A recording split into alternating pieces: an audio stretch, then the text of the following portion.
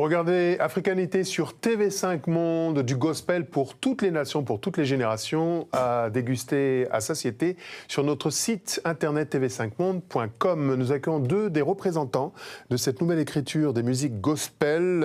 Mireille Pinault, soyez la bienvenue.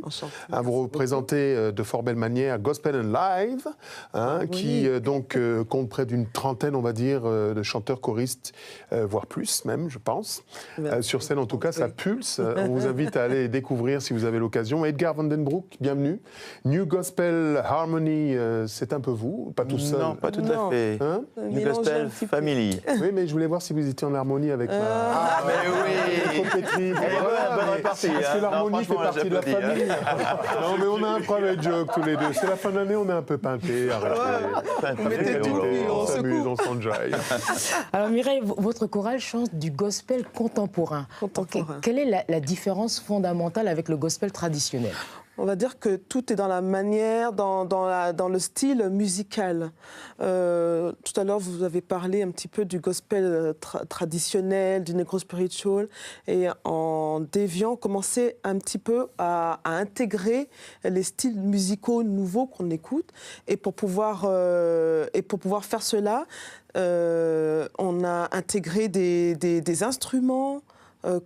Peut-être qu'il n'y avait pas avant, qu'on n'utilisait pas autant des styles musicaux et plus modernes, mais qui permettent quand même la louange et l'adoration dans des lieux comme des églises, des cérémonies comme des mariages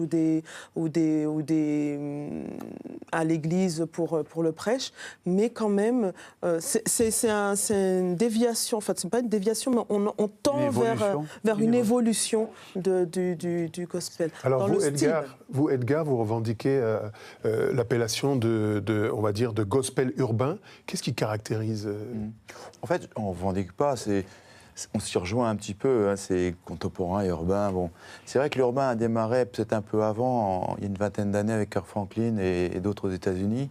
Donc nous, on a repris assez vite des titres de Kirk Franklin parce que ça correspondait à l'époque à vraiment quelque chose qu'on avait envie de faire, qui était plus jeune, plus récent que les vieux traditionnels, que d'ailleurs on chante aussi dans notre répertoire, parce que le public réclame toujours les traditionnels, Happy Day, Amazing Grace, Oh in the Sense. On s'en lasse pas et c'est vrai que ça amène quelque chose d'intéressant aussi. C'est la base. C'est la base, voilà, c'est l'origine, on va dire. Oui. Mais c'est vrai qu'après, quand Kirk Franklin est arrivé avec ses titres, on a dit, wow, ça c'est du gospel aussi, ça permet d'introduire des sons un peu plus funk, un peu plus rap aussi, un peu plus soul. Et donc, c'était, comme on dit tout à l'heure, c'est un mélange qui s'est fait naturellement. Et puis nous, on a adhéré tout de suite. Surtout qu'on a une équipe qui était assez jeune à l'époque. On est toujours encore un peu jeune aujourd'hui. Mais donc, ça nous a permis d'adhérer à ces nouveaux styles de chant. Alors Georges, qu'est-ce qui explique justement l'engouement des jeunes aujourd'hui pour le gospel ?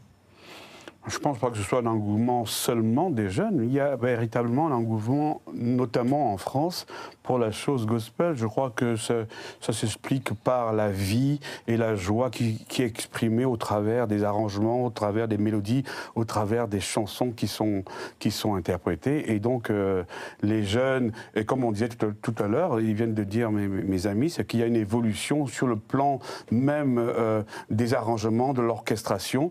Donc, les jeunes sont formatés d'une certaine manière et ils entendent ce pourquoi ils sont formatés au travers du gospel urbain et voilà pourquoi ils sont attirés vers ça. Alors Mireille, on peut dire un mot sur ces artistes. On a parlé de Kirk Franklin à dessein. Moi j'ai eu la chance de voir cet artiste jouer ici en France. C'est un show phénoménal. Il y a d'autres artistes, mais au-delà des artistes, est-ce que c'est le message véhiculé, les valeurs qui s'incarnent dans cette musique? Très important. On parle de base musicale qui est le gospel, le traditionnel, mais la base de tout ça, de tout ce qu'on fait, c'est quand même la foi. La façon après d'exprimer notre foi est différente sur le champ du traditionnel, de l'urbain, du contemporain, mais la base, c'est la foi. Et effectivement, ce qui a aidé pas mal à ce que des jeunes s'identifient et prennent à bras le corps des chants, c'est le net. Le côté débridé, côté débridé de ça, c'était moins religieux et tout. Il y avait une sorte de vie qui se dégageait de cela, qui attire la jeunesse. Il y a ça, mais il y a aussi le fait que ce soit... Avant, on n'avait que le support disque, CD, c'était très restreint. Il y a le live. Maintenant, on va sur YouTube, on a une ouverture sur beaucoup de choses, et les jeunes surtout, se sont appropriés, se sont dit, on a le droit, on peut. Alors justement, est-ce qu'il n'y a pas, en fond de tout ça, dans cette évolution du gospel, un problème économique? Parce que les lieux de culte, ça coûte cher, les tauges coûtent cher. Est-ce que justement, cette évolution ne répond pas aussi à une donne économique? Je pose la question à tous les deux. En tout cas, nous, c'est vrai que depuis une quinzaine d'années qu'on existe, on a vu l'évolution économique se heurter directement à notre vie. Le public, déjà, avec les attentats de novembre dernier, a commencé à baisser quand même. On avait une chute de 5 à 10%. De fréquentation des concerts. Aussi, l'économie, les Français sont moins riches. Donc, effectivement. Et qu'après, quand on doit effectivement vous parler de toges, d'habits, de costumes, il faut les entretenir, il faut les renouveler.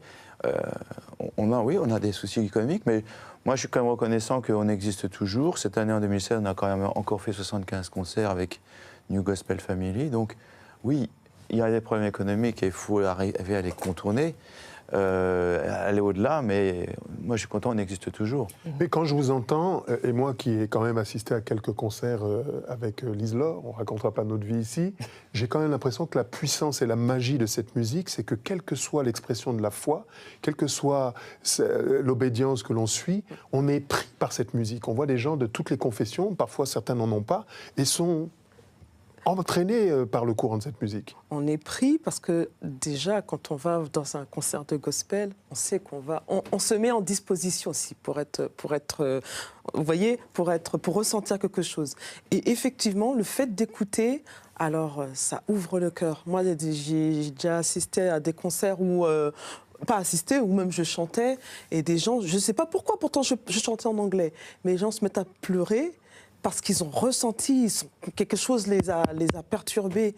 Et le gospel permet ça. Après, il y a d'autres sortes de musique, la musique classique permet ça aussi, mais le gospel particulièrement. Il y a quelque chose qui touche au plus profond. Merci à tous les deux, vraiment, de représenter avec brio cette nouvelle écriture du gospel, sous la maestria de Sa Majesté Pharaon, ici présent, Monsieur Georges Seba. Je vous propose maintenant, si vous le voulez bien, d'investir quelques-unes des grandes lignes de l'actualité des semaines récentes. C'est pour nous ici le ZAP Africanité.